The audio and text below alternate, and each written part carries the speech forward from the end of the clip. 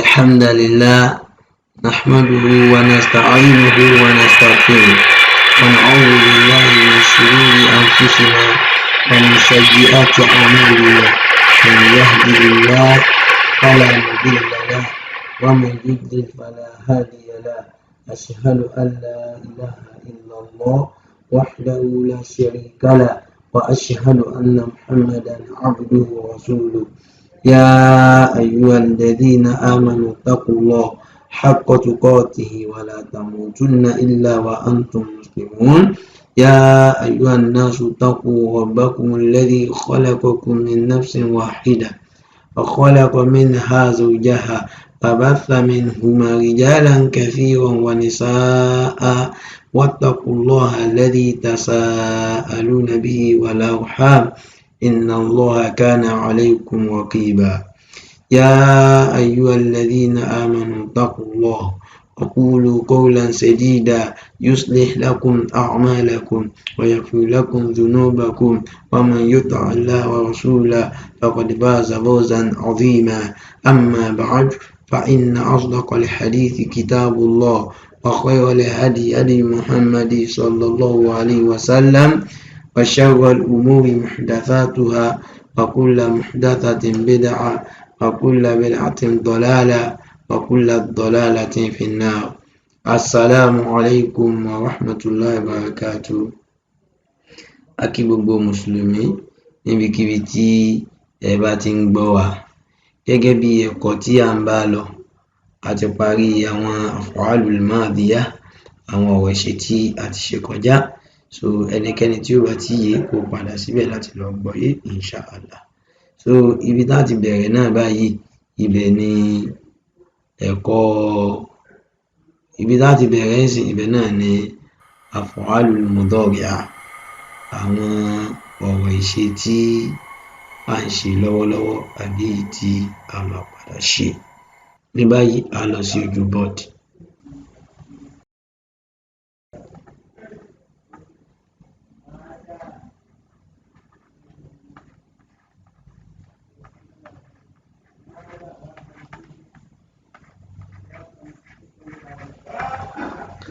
Gẹ́gẹ́ bí ẹ̀kọ́ tí à ń bá lọ àti bí a ṣe ń mú àwọn ọ̀rọ̀ ìṣe yẹn nínú ara wọn.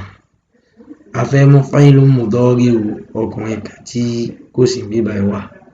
So ẹ dẹ̀ má gbàgbé gẹ́gẹ́ bí mo ṣe ṣàlàyé, tá bá sọ pé ọkùnrin kan tí ò sí níbí báyìí, so ó lè jásí pé kò sí lọ́dọ̀ wa àbí kó dẹ̀ wà nítòsí ṣùgbọ́n òun kọ́ là ń bá sọ̀rọ̀, a kàn ń sọ̀rọ̀ nípa ẹni yẹn ni. So a fẹ́ mú fáìlù mudari'u ọkùnrin kan tí kò sí níbí báyìí wá. A kọ́kọ́ lọ mú fáìlù madi ọkùnrin kan tí ò sí níbí báyìí wá. Òun náà ni dhahaba àti mudé. Iṣẹ́ méjì la ṣe lára fáìlù madi kó tó lè di fáìlù mudari'u. Iṣẹ́ alákọ̀ọ́kọ́ a lọ sínú huruful mudara'ah tó ń tọ́ka sí ọkùnrin kan tí kò sí níbí báyìí. Òun náà ni ya àti mudé.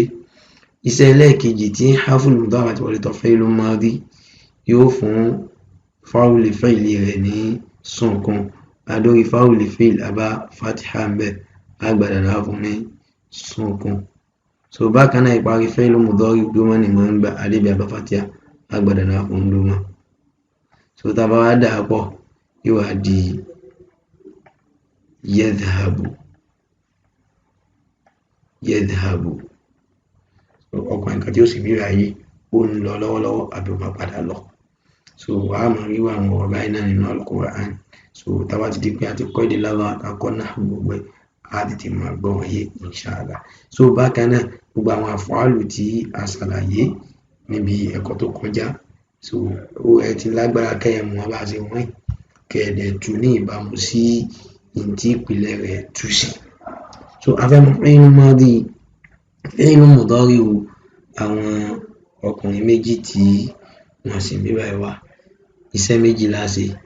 Iṣẹ́ alákọ̀ọ́kọ́ a lọ mú fáìlù madi, fáìlù mudari'u ọkùnrin kan tí ó sì níbí báyìí wá. Òun náà ni yadhhabu àti mudé. Iṣẹ́ ẹlẹ́ẹ̀kejì á lọ sínú al-adawatu allati tazidu fil af'ali al-mudari'ah. Àwọn irinṣẹ́ tó máa ń lékún níbi ọ̀rọ̀ ṣe tí à ń ṣe lọ́wọ́lọ́wọ́ tó ń tọ́ka sí ènìyàn méjì, òun náà ni alif nun. Alif nun yìí ọ̀rọ̀ tó ń bá iṣẹ́ ní fatiha, aráfi tó bá dé bá ni ó fún fatiha náà, àdórí aráfi tó wọlé tí tó dé bá àbá dọ́mà àgbàdá náà fún fatiha. So tàbá dà pọ̀ yóò wá di yadhhaban. Ọkùnrin méjì tí wọ́n ṣe ń bí báyìí wọ́n ń lọ lọ́wọ́lọ́wọ́ àbí wọ́n máa padà lọ. Bí alápèjúwe ṣe ẹnìkan béèrè nípa Muhammad àti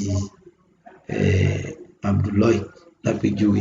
So yadhhaban ila al-madrasa qadiban. Wọ́n padà lọ sí ilé ẹ̀kọ́.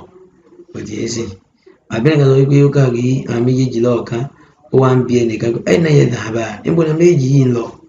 So ó mọ̀ nípa ń lọ lọ́wọ́lọ́wọ́. So tó bá ti déwájú àmọ́ bá ṣe ń lò. So gba àwọn fíìlù tó kù náà alágbára àti lọ́wọ́ wọn sí èèyàn mẹ́ta. So afẹ́mọ́ fi'lun mudari'u àwọn ọkùnrin tó pọ̀ tí wọ́n sì ń bí báyìí wá. So iṣẹ́ méjì la ṣe. Iṣẹ́ aláwọ̀kọ́ alọ́mọ fi'lun mudari'u ọkùnrin kan tí ó sì ń bí báyìí wá. Òun náà ni yadhhabu. Àti mùdé. Iṣẹ́ ẹlẹ́ẹ̀kejì á lọ sínú al-adawatu allati tazidu fil af'ali al-mudari'ah tó ń tọ́ka sí àwọn ọkùnrin tí wọ́n pọ̀. Òun náà ni wawu nun. Àti mùdé. Wawu nun yìí ẹ̀wọ̀ tó ń bá iṣẹ́ ní dọ́mà. Aráfi tó bá dé bá ni ó fún ní dọ́mà náà. A sì dórí aráfi tó dé bá dọ́mà á fi ilẹ̀ bẹ̀. Tàbá dà pọ̀ yóò wá di yadhhabu.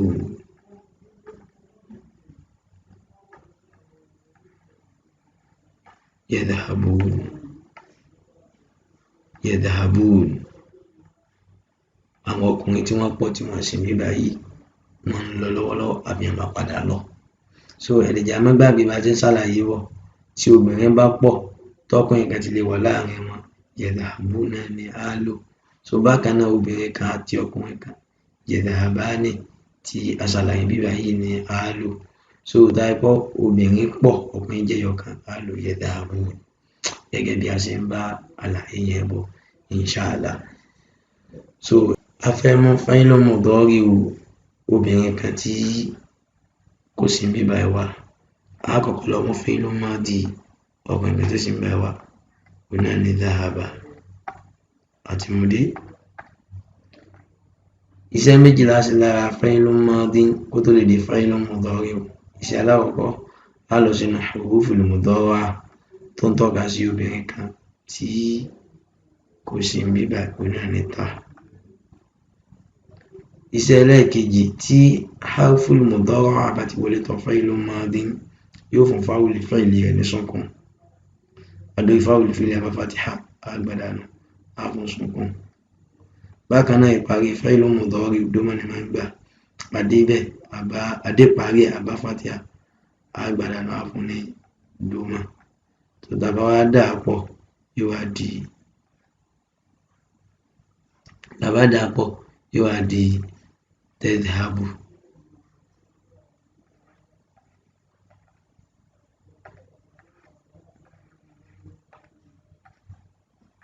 tadhhabu.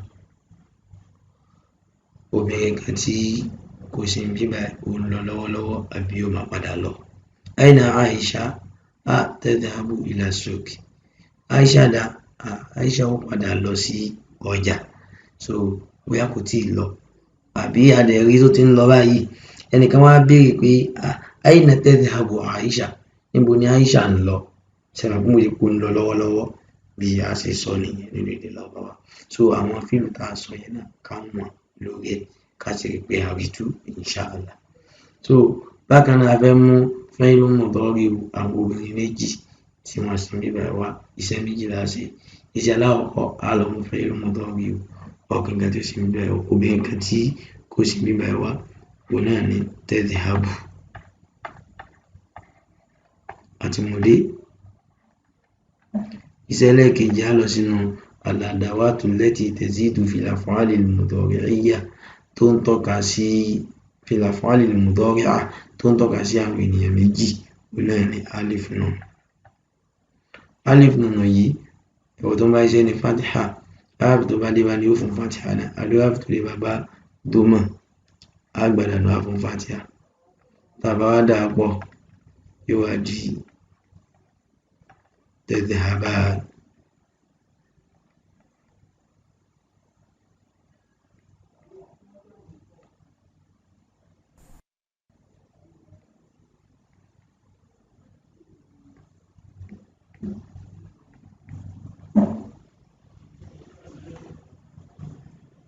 Yóò wá di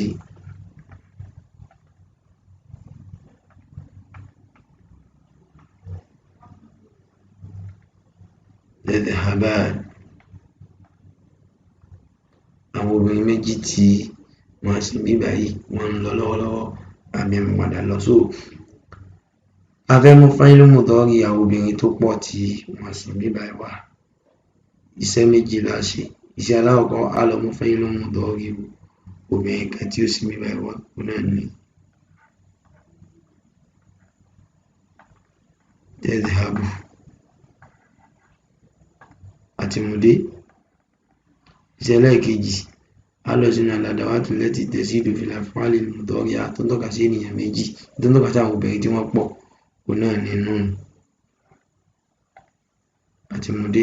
Nun yìí tó bá ṣiṣẹ́ ní fatiha alif tó bá dé bá ní ó fún fatiha náà alif tó dé bá a bá dómà á gbàdánù á fún ní ìwọ̀n tó bá ṣiṣẹ́ ní sùnkún alif tó bá dé bá ní ó fún ní sùnkún náà alif tó dé bá bá dómà á gbàdánù á fún ní sùnkún.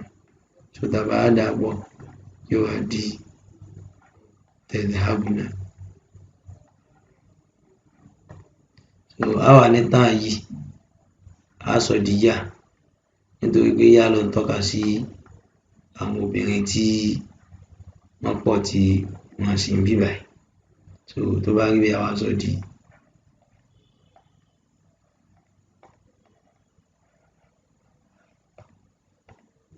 yadhhabna. Àwọn obìnrin tí wọ́n pọ̀ tí wọ́n sì ń bí báyìí wọ́n ń lọ lọ́wọ́lọ́wọ́ àbí wọ́n padà lọ. So ní kúkúrú á ní sọ á rí dájú pé kò sí ọkùnrin ní àárín wọn. Tọ́kùnrin bá ti lè wà láàrin wọn yadhhabu ni á lò. So bákan náà so tá bá wọnú tírà wa ó ṣe é ṣe ká rí pé a wọ̀ so a lè máa kọ́ síbòmíì ká máa wọ̀ àbí ká dẹ̀ máa wọnú tírà yẹn náà. So a kàn fẹ́ fi eléyìí máa ṣàlàyé gbogbo bí gbogbo ẹ̀ ṣe ń jẹ́ answer ní kọ̀ọ̀kan ìkejì inshallah. So tó bá di ẹ̀kọ́ tó ń bọ̀ a máa bá lọ látara àwọn tí a bẹ̀ láti ọkùnrin kan tí à ń bá sọ̀rọ̀ so inshallah. So ẹ̀sìn yà máa fojú kéré rẹ̀ so al-ilmu shay'an fa shay'an díẹ̀díẹ̀ náà ni. So ká tó rí bí oṣù mélòó kan sìn àwọn ti dá èdè Lárúbáwá mọ̀ inshallah. Subhanaka Allahumma bihamdik ashhadu an la ilaha illa ant astaghfiruka wa atubu ilayk. Assalamu alaikum wa rahmatullahi wa barakatuh.